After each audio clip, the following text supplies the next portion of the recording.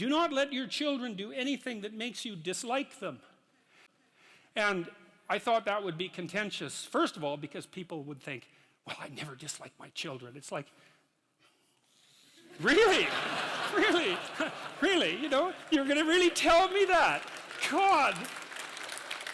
You know, and there's a more horrifying element to that too, because as a clinical psychologist, I've seen the full Freudian nightmare, I can tell you that. And, you know, I've seen families where it's like this, it's like the family members are standing in a circle, let's say, and each of them has their hands around each other's neck, and they're squeezing hard enough to strangle the other person in 20 years. And that's the family. It's like, and you know, if you haven't met a family like that, or, well, then you're not paying attention, and there's some reasonable possibility that you're actually in a family like that. So the idea that parents can't dislike their children, it's like, God, how naive can you get? It's just, that's just, if you think that, man, I don't even know where you'd start to straighten yourself out. I could never dislike my children. It's like, yeah, well, those are the people who produce the most monstrous children, too, I can tell you that. So your fundamental job as a parent, especially of a child from 0 to 4, is to make that child eminently desirable socially.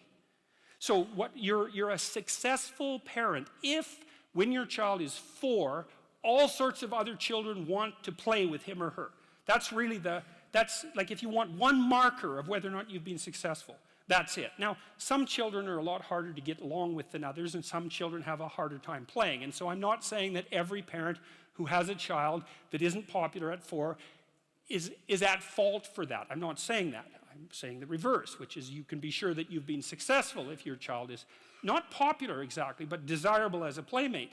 And so then you think, well, what have you done for your child? Well, you've opened up the entire world of children to them. So because they know how to play, which is a very deep knowledge, and it starts to become inculcated probably at the breast, and certainly in the course of rough and tumble play at about 2 years of age. It's a deep embodied knowledge. They know how to play, like a good well-trained dog knows how to play. You know, you meet a new dog and you go like this, and the dog goes like this, you think, oh, that dog, I can go like this and it won't bite me, right? It knows how to play. And a kid who's awake and alert is just like that, like a well-socialized kid. If you know anything about kids, is you can take a 4-year-old and make a little play gesture at them and they'll smile right away and start playing just right now.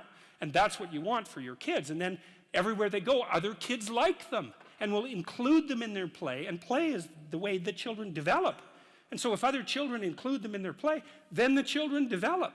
And the poor kids that don't get befriended at the age of 4, the literature on this is crystal clear.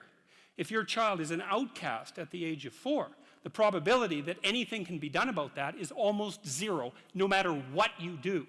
And I hate to be so blunt about that, but I know the literature, and that's what the literature suggests.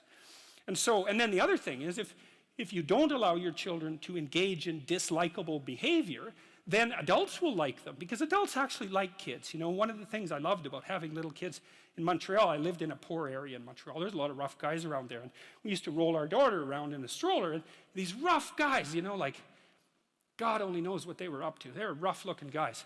You know, we'd roll our daughter by them, and they'd like smile, and they'd crouch down and make little goo faces, and you know, they were. I tell you, one of the great things about having little kids is they bring out the best in other people. You see a whole side of humanity, even among the darker parts of humanity. You see a whole side of them that you wouldn't normally see, and it's lovely. And the thing is, if you're good to your kid in the real way, you can help them maintain that tremendous attractiveness that they have as young children, and to respond to adults properly, like a puppy that wags its tail instead of growls and, you know, goes for your ankle. And then wherever they go, adults welcome them and teach them things and pat them on the head and smile at them genuinely, instead of saying, oh my God, here comes that couple with that goddamn brat again. You know, which is that's a horrible thing to do to a child, because then everywhere they go, all the goodwill is false.